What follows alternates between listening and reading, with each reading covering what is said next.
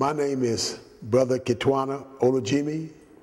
My given name is Emmett Hagood Jr., and I'm a member of the Shrine of the Black Madonna Church. I want to give you just a little bit of history of the church, starting in the early years when I was a little tot fella. I joined the church, I believe it was in 1953. I became acquainted with the church because I lived down the street from Reverend Clegg. At the time, he lived between 12th and 14th, and I lived between 14th and LaSalle. At the time, he was living in a two-family flat with his sister, which was Barbara Clegg Martin, and his family at the lower level. And on the upper level was a family called the Wallaces. They had about 5 kids, 2 twins, 2 sets of twins. Leon Wallace was about my age and my brother's age, and we became very friendly.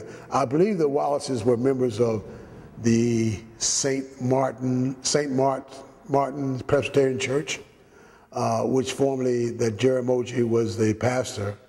And when they had a split, which was in 1953, 300 of the members left and formed a new church, which I believe was the St. Martin Congregational Church. At that time, in order to have services, we had services in a schoolhouse called the Caroline Crossman School, which is located on a corner of the, I believe it was Claremont and Hamilton. We had services every Sunday in the auditorium. We rented the auditorium from the school board, if you can believe that, and had services there. It was a good time. You know, again, it was 1953.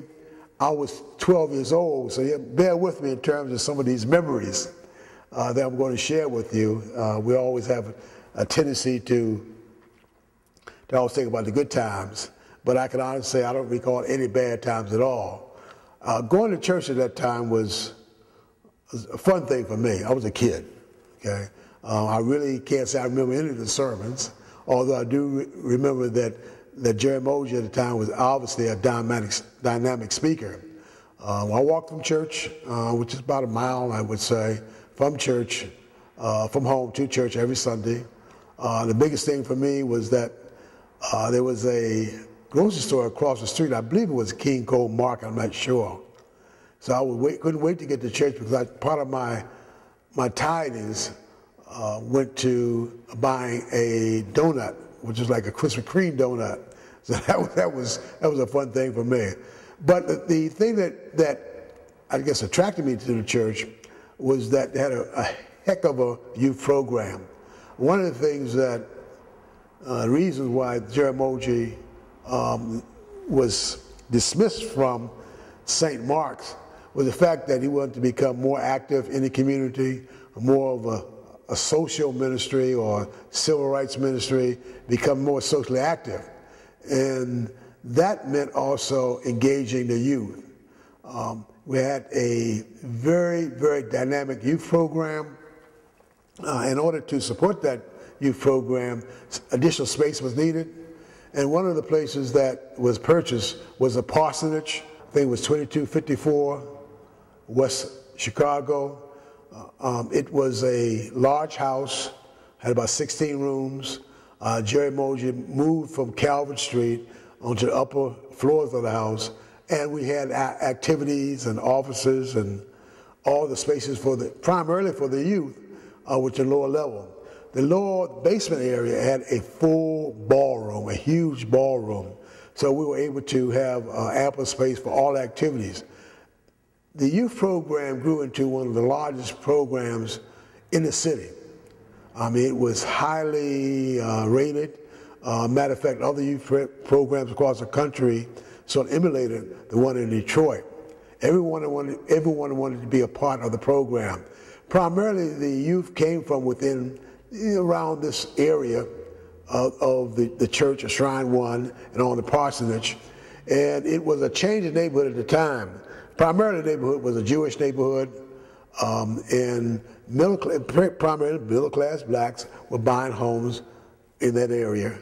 And at that particular time, when I moved on the block I was in, there was only 2 blocks on that particular block at the time when I moved in that area. So the area was dynamic. Detroit at the time was probably about 25% black, and there was a great time to be able to participate with the youth. The programs at the what we call the Youth Fellowship ran the gamut. I mean, from Boy Scouts to Girl Scouts. The basketball team was Jerry Moji was a coach. We had dance classes. There were leadership programs. There were functions that we gave all the time. Dances. We had what do you call a cotillion. We even had a sort of what we call a crown and miss Central Congregational Church. But all the youth in the area wanted to belong to the church. It was amazing at that particular time how much the parents participated in the youth program. It developed some outstanding students, outstanding youth that grew up to do some great things. I think that one of the things that I was most impressed with had to do with the fact that, as I mentioned before, that the members of the church, the grown-ups in the church, spent a great deal of time with the youth, a great deal of time with the youth, and it ran the spectrum from that. There also, the St. Mark's Church is no longer there. I can't say that. The building is there, but it has been renamed to a different church as it was. Through the years, I spent here up until about 1961, from 53 to 61. After that, I moved out of the city, went to college, and lived in various cities anyway. But I can always remember, and the friends that I made during that time. There are a number of individuals which I'm still in contact with that were part of that youth organization, and it's hoped that we can reconstitute our youth program that reached out to the city. Again, not only was it good times, but there was a message at the time during that same period of time is when Jerry Moji, or Reverend Clegg anyway, began to get into more civil rights programs and the social issues. The social issues of the time had to do with the police in terms of how they treated the blacks in the community.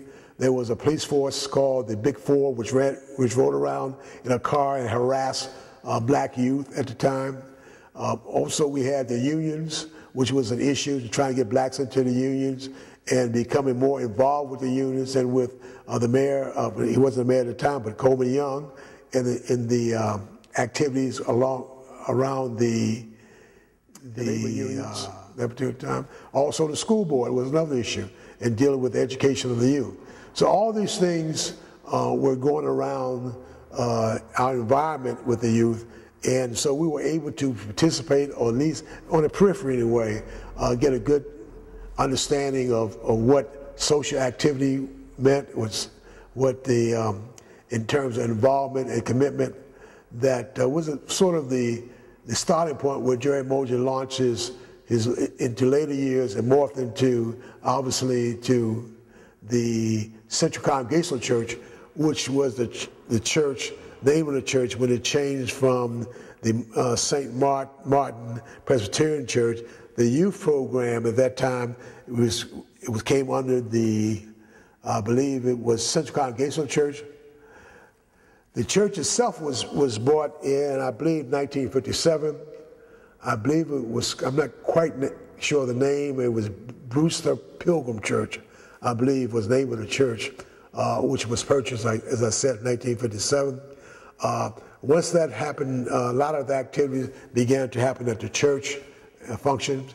Obviously, we had a gym here, and we participated in the church intramural program, and this became a rallying point, and for not only for the youth, but now was more social active and had a greater social consciousness, which morphed into the Shrine of the Black Madonna.